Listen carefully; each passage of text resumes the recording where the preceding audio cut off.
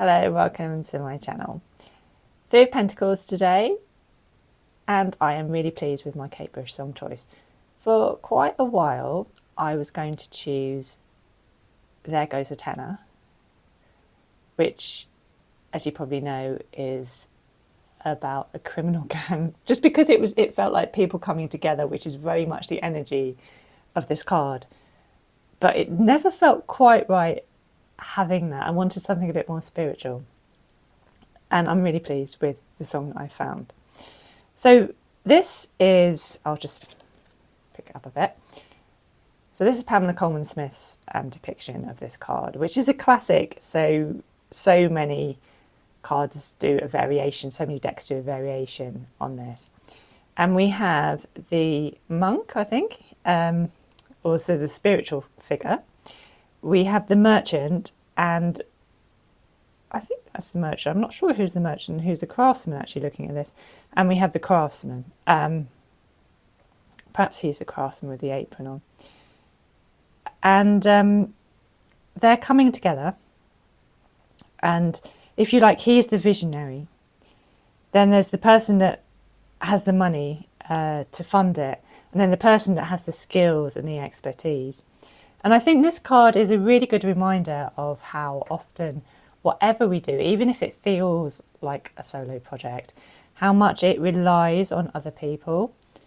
So I was thinking with this channel, which again, all this, this deck I've been creating, how in some senses that feels very much like a solo venture, but how much I have relied on other people and other resources.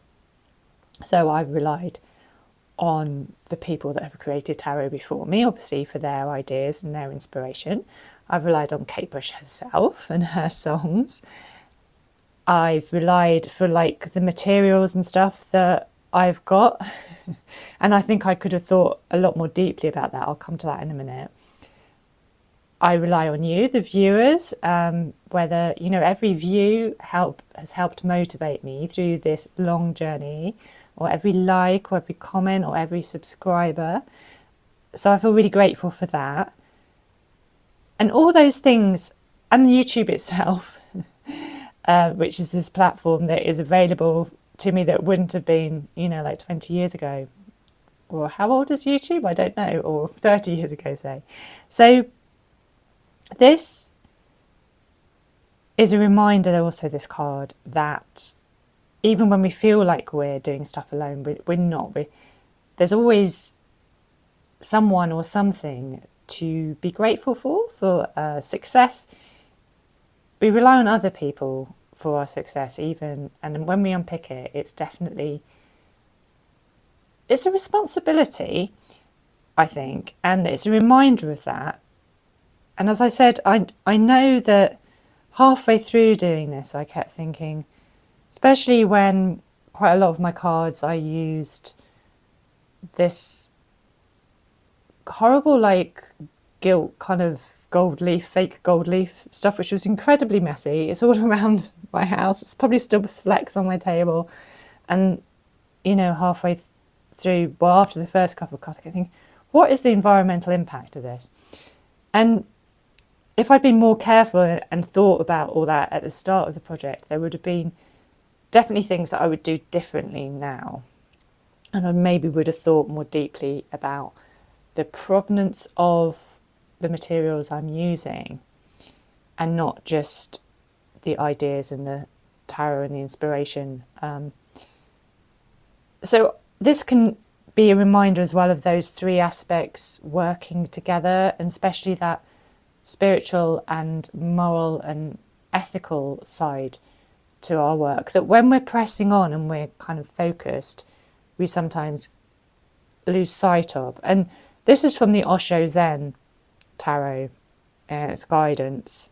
And this is, I thought I chose this example because it's so different from this one, because it emphasizes, this is Capricorn energy, which is quite practical, but I'd say a very practical sign. And this emphasizes something else, the spiritual element that really we want as an undercurrent in everything we do. So you can see why I rejected There Goes a Tenor for this card, because that just wasn't the right vibe.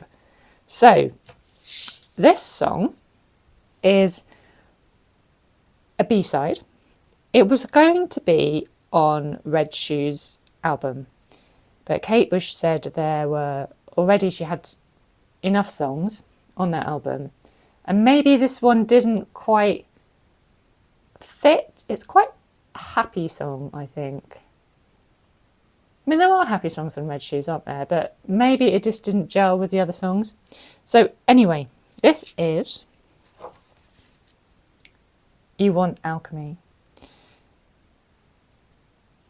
This is a photo, I think, I mean, it's obviously not current with the red shoes. I think it's from late 1970s. I just loved it, and she's in front of these daffodils here. But I loved the kind of, where possible with these Pentacles cards, I've tried to find some sort of nature element, because I kind of want to get away from that Three of Coins idea of this suit just being associated with wealth and money, because I think from an environmental point of view, our wealth and our resources is this planet, isn't it? And I loved it's a song, it's a story. I hope it's based on a real person. I hope there is this beekeeper that she really did visit and she felt inspired by. It also made me think, and I know that when I was doing the moon card, I started talking about Sylvia Plath and how towards the end of when she was going through a really difficult time and she was living on her own, she split up with Ted Hughes and stuff, that she really got into beekeeping, and how that can provide, there's something of a solace about that. And I feel there's,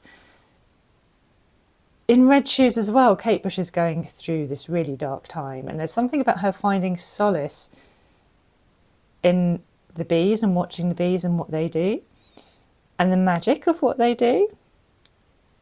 And I liked that idea of, there's a group of people in the song, because we've got the beekeeper, we've got Kate Bush, who I imagine with another person, not on her own in this scenario.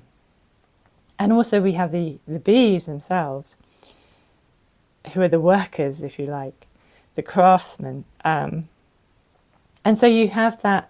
I thought it was really lovely as well, because it was a reminder of how in this relationship, so if we think about our relationship with nature, rather than just exploitation or what we can use, if we think of us being more on a partnership, if you like. So there's a sense, I think, with a partnership with bees in this song, rather than, and the beekeeper has to look after the bees, and they are, with the bees dwindling and everything, aren't they? The beekeepers are like a really important part of ecology now and looking after our environment.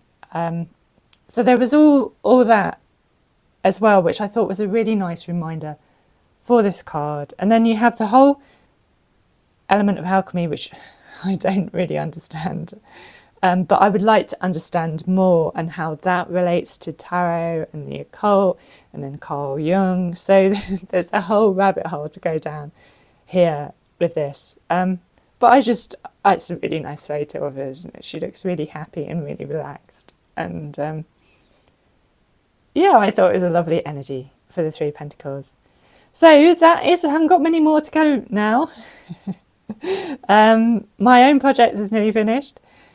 And thank you, as always, for watching, and enjoy the rest of your day. Goodbye.